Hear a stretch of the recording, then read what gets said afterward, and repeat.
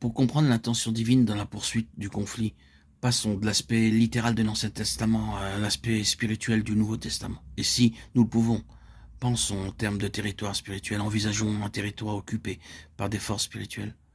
Il n'y a aucune force matérielle qui puisse les déposséder et occuper ce territoire. Seules les forces spirituelles peuvent occuper un territoire spirituel. Si de tels territoires se trouvent être en leur possession et comme la seule chose qui puisse les supplanter est ce qui est spirituel, donc il doit y avoir ce qui est au moins égal à ces forces, en capacité, en dimension, pour s'emparer de la place qu'elles occupent jusqu'à présent. Par conséquent, cela devient une question de mesure spirituelle, de capacité spirituelle.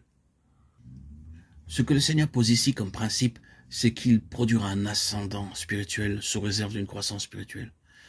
Si souvent dans la bataille, nous allons au Seigneur et nous prions et nous plaidons et supplions pour avoir la victoire, l'ascendant, la maîtrise sur les forces du mal et de la mort.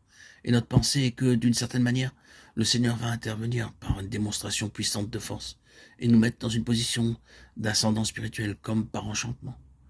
Nous devons corriger une telle manière de voir. Ce que le Seigneur fait est pour nous élargir en vue de posséder. Il nous met dans quelques épreuves, dans quelques expériences, nous mène dans quelques voies en vue de notre expansion spirituelle.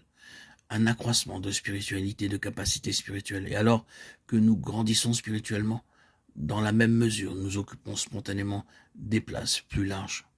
La déclaration dans Exode 23, 29, 30 rend cela tellement clair. L'illustration est intéressante. Voici un peuple appelé à la victoire, à la conquête, de manière progressive et par un développement continuel. Et le Seigneur opère la dépossession et marche devant. Voici, j'envoie un ange devant toi. Maintenant, supposons que le Seigneur prenne de l'avance sur son peuple et chasse tous les ennemis, laissant le territoire inoccupé, tandis que son peuple est trop petit. Il ne peut occuper qu'une partie du terrain conquis. Qu'arrivera-t-il alors? Ni Dieu ni le diable ne croient au vide. Laissez-vous aller à un état de passivité, un manque d'occupation défini et vous vous trouverez bientôt dans quelques problèmes. Le diable ne croit pas à un état de vide dans quelque domaine que ce soit où le peuple de Dieu est concerné, car il le remplit. Ce principe est montré dans l'histoire racontée par le Seigneur lui-même au sujet de l'homme qui était possédé du démon. Le démon fut chassé, la maison fut laissée vide et le démon vagabondait dans des lieux arides, cherchant du repos.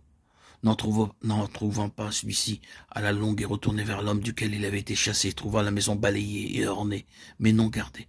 Et alors promptement, il en prit possession. Mais cette fois-ci, le mauvais esprit entra dans cet homme avec 7 autres démons. Il ressort très clairement de l'illustration du Seigneur que l'ennemi ne croit pas au vide. De la même manière, le Seigneur ne croit pas au vide. Il croit aux choses qui sont remplies. Il croit à une possession entière, à une pleine occupation.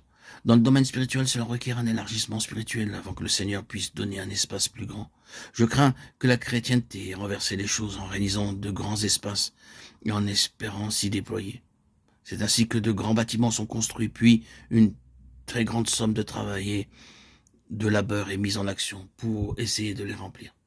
Le Seigneur ne fait pas les choses de cette manière. En tout premier lieu, il élargit, puis il donne en conséquence. Cependant, ne rabaissons pas ce sujet en l'amenant à un niveau trop bas, mais gardons-le dans la sphère du conflit et de la guerre spirituelle. La loi que le Seigneur a mise en évidence ici dans ce passage est qu'un ascendant spirituel sur les forces des ténèbres et de la mort correspond à une croissance spirituelle, et que la croissance spirituelle est essentielle pour un ascendant spirituel, pour un territoire élargi. Le défi que le Seigneur place devant nous est celui-ci. Pouvez-vous occuper ce terrain? Pouvez-vous le remplir? Pouvez-vous le posséder? En êtes-vous capable si je vous le donne? Le désastre serait d'autant plus grand si le Seigneur donnait un territoire vaste et que nous ne pourrions pas l'occuper et le remplir. Combien la croissance, la maturité et l'expansion spirituelle sont importantes.